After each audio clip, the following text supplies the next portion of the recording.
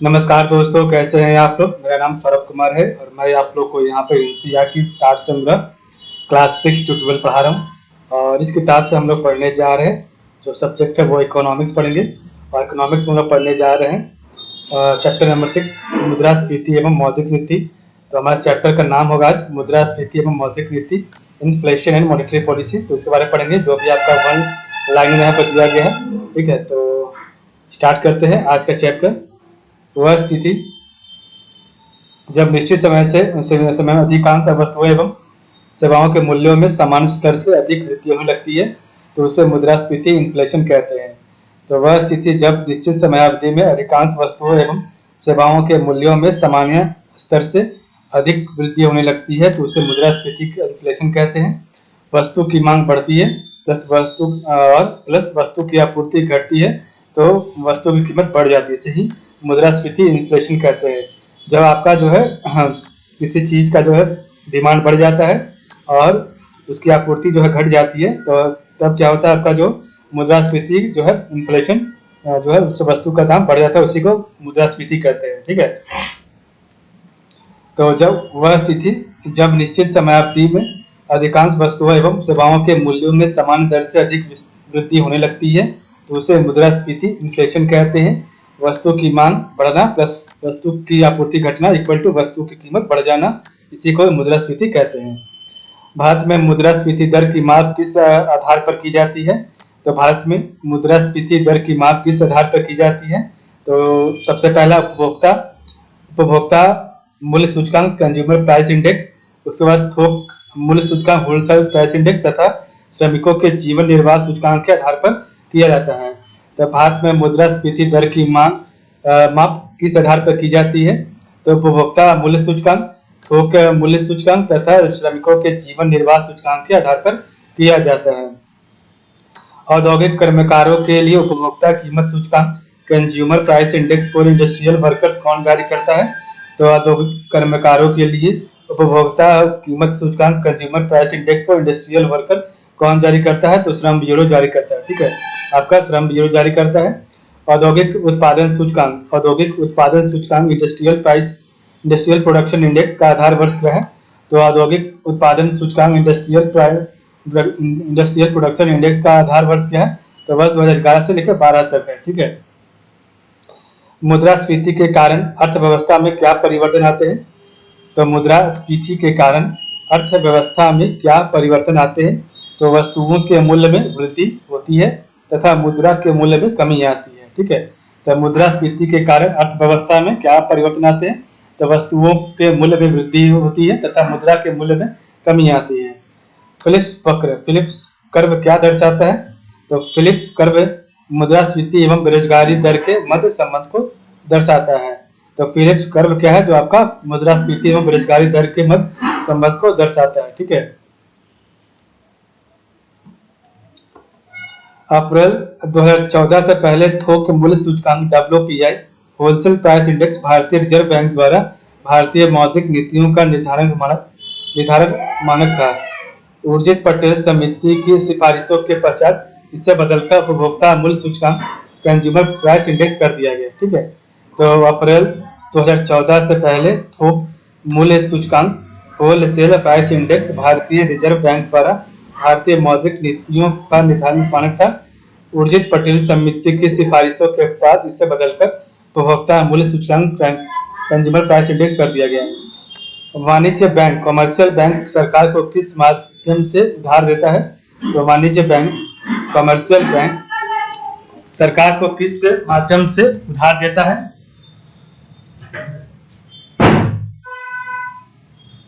तो आपका सांविधिक तरलता अनुपात स्टैट्यूटरी लिक्विडिटी रेशियो SLR के माध्यम से देता है। तो सांविधिक तरलता अनुपात स्टैट्यूटरी लिक्विडिटी रेशियो SLR के माध्यम से देता है।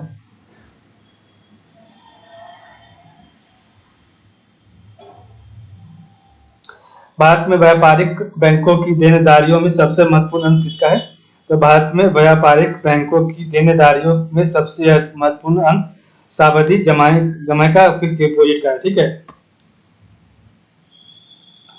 यहाँ पर कुछ दिया हुआ आपका एक डायग्राम टेबल से पढ़ते हैं।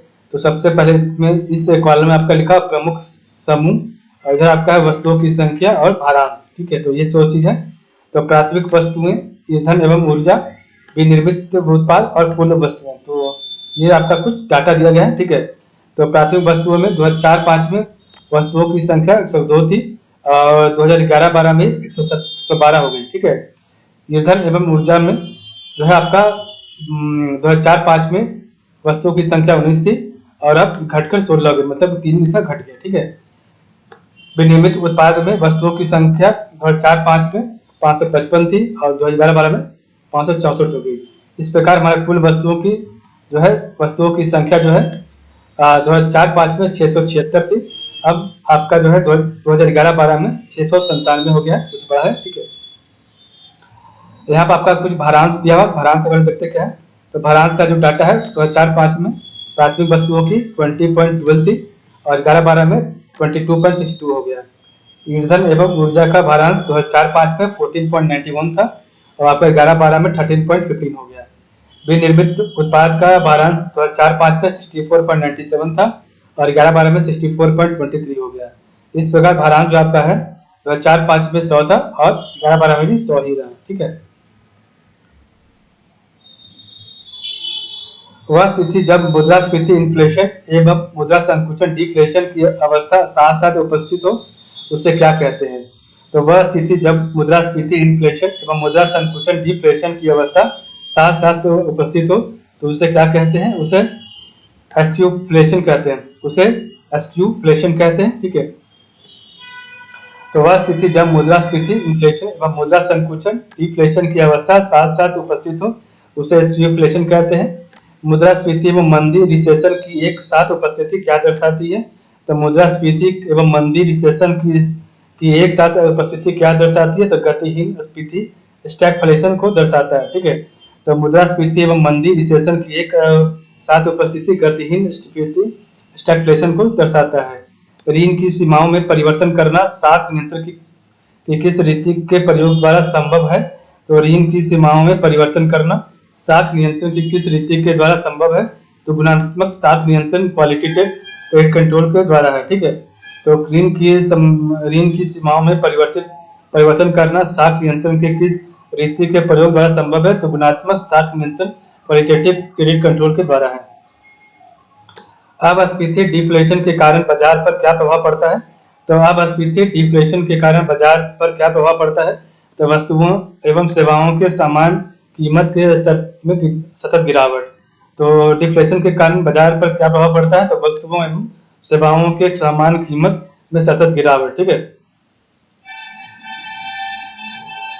भारत सरकार द्वारा प्रत्येक 5 वर्ष में एक बार मुद्रास्फीति लक्ष्य निर्धारित करने का प्रावधान किया गया है और इस लक्ष्य के तहत 5 अगस्त 2016 से 31 मार्च 2021 तक की अवधि के लिए 4% उपभोक्ता मूल्य सूचकांक निर्धारित किया गया है, जिसमें प्लस माइनस 2% का आधार अधिकतम 6% और न्यूनतम 2% का उतार चढ़ाव हो सकता है। तो भारत सरकार द्वारा प्रत्येक 5 वर्ष में एक बार मुद्रास्फीति लक्ष्य निर्धारित करने का प्रावधान किया गया है और इस लक्ष्य के तहत 5 अगस्त 2016 से 31 मार्च 2021 तक की अवधि के लिए 4% उपभोक्ता मूल्य सूचकांक निर्धारित किया गया है, जिसमें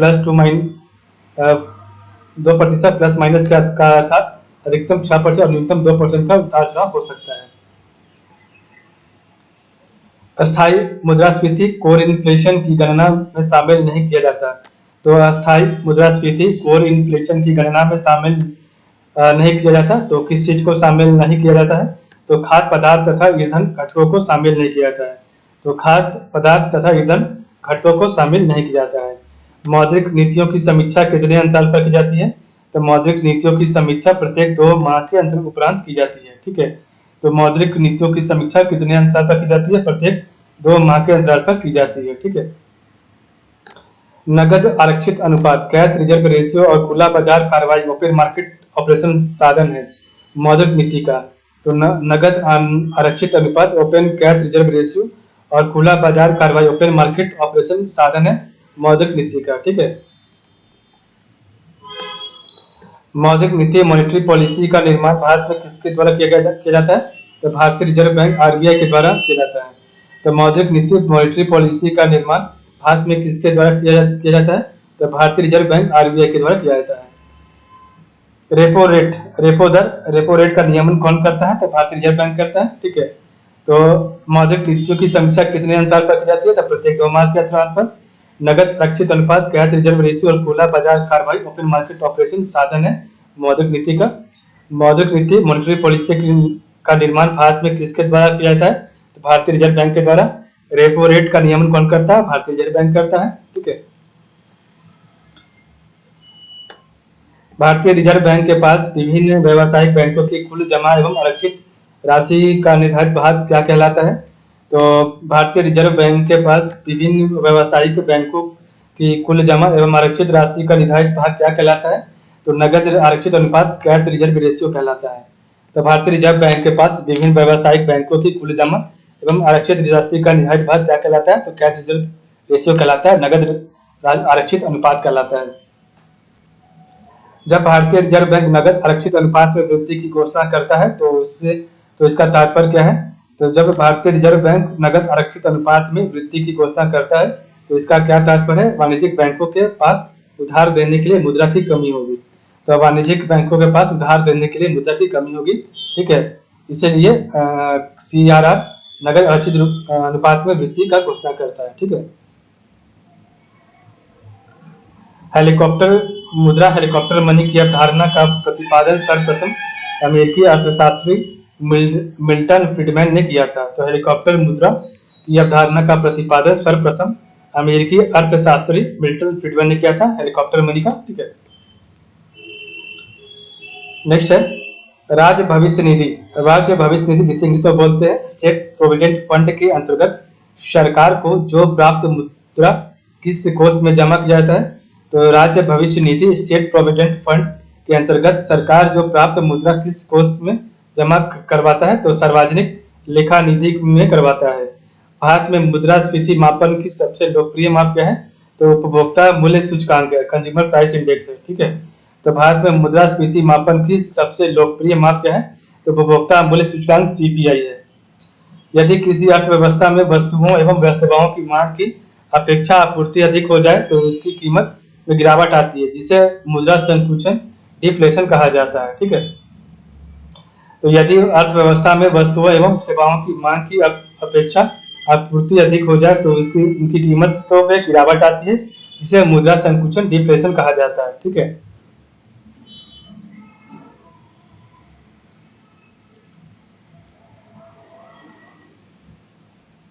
ऑपरेशन ट्विस्ट किसके द्वारा प्रारंभ किया गया था? तो ऑपरेशन ट्विस्ट आपका रिजर्व बैंक के द्वारा प्रारंभ किया गया था। अनुसूचित वाणिज्य बैंक, तो शेड्यूल्ड कॉमर्शियल बैंक किसानों एवं ग्राहकों को जिस दर पर ऋण देते हैं उसे क्या कहा जाता है? तो अनुसूचित वाणिज्य बैंक किसानों एवं ग्राहकों को जिस दर पर लोन देते हैं उसे आधार दर, बेस रेट कहते हैं। ठीक, उसे बेस रेट कहते हैं या आधार दर कहते हैं। उपभोक्ता मूल्य सूचकांक, कंज्यूमर प्राइस इंडेक्स की गणना किस आधार पर की जाती है? तो उपभोक्ता मूल्य सूचकांक की गणना वस्तुओं एवं सेवाओं दोनों की कीमतों के आधार पर की जाती है। तो उपभोक्ता मूल्य सूचकांक जो है आपके इसकी गणना जो मेजरमेंट वस्तुओं एवं सेवाओं दोनों की कीमतों के आधार पर किया जाता है। भारत में कर्मचारियों के महंगाई भत्ते के निर्धारण का आधार क्या है? तो भारत में कर्मचारियों के महंगाई भत्ते का निर्धारण का आधार है उपभोक्ता कीमत सूचकांक, कंज्यूमर प्राइस इंडेक्स है। ठीक है, उपभोक्ता मूल्य सूचकांक, तो उपभोक्ता मूल्य सूचकांक किसके द्वारा संकलित किया गया? तो केंद्रीय सांख्यिकी संगठन द्वारा किया गया, CSO के द्वारा किया गया है।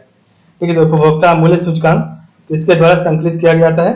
तो केंद्रीय सांख्यिकी CSO द्वारा किया जाता है। किस समिति की अनुशंसा पर थोक मूल्य सूचकांक, होलसेल प्राइस इंडेक्स WPI का आधार वर्ष 2004-5 से बदलकर 2011-12 किया गया था? तो किस समिति की अनुशंसा पर थोक मूल्य सूचकांक, होलसेल प्राइस इंडेक्स का आधार वर्ष 2004-5 से बदलकर 2011-12 में किया गया था? तो सौमित्र चौधरी समिति के आधार पर, सौमित्र चौधरी समिति के आधार पर। ठीक है, वस्तुओं की थोक कीमत सूचकांक श्रेणी को संशोधित करने हेतु कार्यकारी समूह का अध्यक्ष किसे बनाया गया था? तो वस्तुओं की थोक कीमत सूचकांक श्रेणी को संशोधित करने हेतु कार्यकारी समूह का अध्यक्ष किसे बनाया गया था? तो अभिजीत सेन को बनाया गया था। ठीक है, तो वस्तुओं की थोक कीमत सूचकांक श्रेणी को संशोधित करने हेतु कार्यकारी समूह का अध्यक्ष किसे बनाया गया था? तो अभिजीत सेन को बनाया गया था। विदेशी वाणिज्यिक उधारी एक्सटर्नल कमर्शियल बोरोइंग ईसीबी को कौन विनियमित करता है? तो विदेशी वाणिज्यिक उधारी एक्सटर्नल कमर्शियल बोरोइंग ईसीबी को कौन विनियमित करता है? तो भारतीय रिजर्व बैंक करता है। भारतीय रिजर्व बैंक द्वारा बैंक दर कम करने का परिणाम क्या होता है? तो बाजार की तरलता बढ़ जाती है। तो भारतीय रिजर्व बैंक द्वारा बैंक रेट कम करने का परिणाम क्या होता है? तो बाजार की तरलता बढ़ जाती है। भारतीय रिजर्व बैंक ने आधार दर बेस रेट आधारित ऋण प्रणाली को समाप्त कर वर्ष 2016 में सीमांत निधि लागत पर आधारित ऋण दर MCLR को लागू किया था। ठीक है, तो भारतीय रिजर्व बैंक ने आधार दर बेस रेट आधारित ऋण प्रणाली को समाप्त कर वर्ष 2016 में सीमांत निधि लागत पर आधारित ऋण दर MCLR को लागू किया था। भारतीय रिजर्व बैंक के पास विभिन्न व्यावसायिक बैंकों कमर्शियल बैंक की कुल जमा एवं आरक्षित राशि का निर्धारित भाग कहलाता है। तो भारतीय रिजर्व बैंक के पास विभिन्न व्यावसायिक बैंकों कमर्शियल बैंक से कुल जमा एवं आरक्षित राशि का निर्धारित भाग कहलाता है नगद और आरक्षित अनुपात, तो CRR कहलाता है उसे। ठीक है, वह दर जिस पर बैंक को उधार देते हैं क्या कहलाती है? तो वह दर जिस पर रिजर्व बैंक को उधार देते हैं क्या कहलाती है? तो रिवर्स रेपो दर कहलाती है। बैंकों को अपने रोकड़ शेष और कुल परिसंपत्ति के मध्य एक निश्चित अनुपात रखना पड़ता है, उसे क्या कहते हैं? तो बैंकों को अपने रोकड़ शेष और कुल परिसंपत्ति के मध्य एक निश्चित अनुपात रखना पड़ता है, तो उसे क्या कहते हैं? तो सांविधिक तरलता अनुपात, स्टैट्यूटरी लिक्विडिटी रेशियो कहते हैं, SLR कहते हैं। वित्त क्षेत्रक सुधार पर नरसिम्हन समिति ने क्या सुझाव दिया था? तो वित्त क्षेत्रक सुधार पर नरसिम्हन समिति ने सांविधिक तरलता अनुपात SLR तथा नगद आरक्षित अनुपात CRR कम करने का जो है सुझाव दिया था। तो वित्त क्षेत्रक सुधार पर नरसिम्हन समिति ने क्या सुझाव दिया था? तो स्टैट्यूटरी लिक्विडिटी रेशियो और कैश रिजर्व रेशियो को कम करने का सुझाव दिया था। भारतीय रिजर्व बैंक द्वारा CRR कैश रिजर्व रेशियो में वृद्धि से क्या प्रभाव पड़ता है? तो भारतीय रिजर्व बैंक द्वारा CRR में वृद्धि से क्या प्रभाव पड़ता है? तो मौद्रिक तरलता में कमी आती है। मौद्रिक नीति समिति का अध्यक्ष कौन होता है? तो मौद्रिक नीति समिति का अध्यक्ष रिजर्व बैंक का गवर्नर होता है। मौद्रिक नीति समिति मॉनेटरी पॉलिसी कमेटी MPC के 6 सदस्यों में से 3 सदस्य RBI के प्रतिनिधि होते हैं तथा अन्य 3 सदस्यों की नियुक्ति केंद्र सरकार द्वारा की जाती है। तो मौद्रिक नीति समिति मॉनेटरी पॉलिसी कमेटी MPC के 6 सदस्यों में से 3 सदस्य RBI के प्रतिनिधि होते हैं तथा अन्य 3 अन्य सदस्यों की नियुक्ति केंद्र सरकार द्वारा की जाती है। वे ऋण जिसके ब्याज की दर परिवर्तनशील वेरिएबल होती है उन्हें क्या कहा जाते हैं? तो फ्लोटिंग रेट लोन कहते हैं। ठीक है, तो मौद्रिक नीति समिति मॉनेटरी पॉलिसी कमेटी के 6 सदस्यों में से 3 सदस्यों की नियुक्ति केंद्र सरकार द्वारा की जाती है।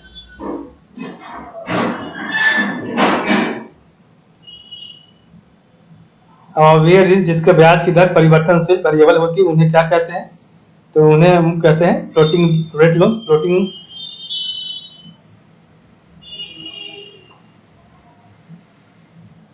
फ्लोटिंग रेट लोन्स कहते हैं। ठीक है, एक मिनट।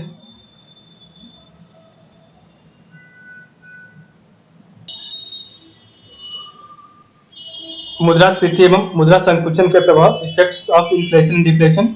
तो वर्ग क्षेत्र आपका प्रभाव क्या है? पढ़ा है। ठीक है, तो उत्पादक में मुद्रास्फीति का लाभ होता है। ठीक है, और मुद्रा संकुचन हानि है। उपभोक्ता में मुद्रास्फीति जो है आपका हानि में जाता है, इसका प्रभाव हानि होता है। ठीक है, और मुद्रा संकुचन में इसका जो प्रभाव लाभ में होता है। ऋणी का मुद्रास्फीति में इसका प्रभाव लाभ में होता है और ऋणी का जो है मुद्रा संकुचन में प्रभाव हानि का होता है। ऋणदाता में जो प्रभाव पड़ता है मुद्रास्फीति का वो हानि में होता है, लॉस में, और मुद्रा संकुचन का प्रभाव जो है प्रॉफिट में होता है, लाभ में। निर्यात का जो है आपका जो है मुद्रास्फीति में प्रभाव क्या है, कमी का जो है पड़ता है। और मुद्रा संकुचन में प्रभाव इसका वृद्धि होता है, ठीक है। आयात में मुद्रास्फीति का प्रभाव वृद्धि में होता है और मुद्रा संकुचन में कमी में, ठीक है। सार्वजनिक बचत में कमी और सार्वजनिक बचत में आपका मुद्रास्फीति कमी, मुद्रा संकुचन वृद्धि, सार्वजनिक व्यय में वृद्धि और मुद्रा संकुचन में कमी।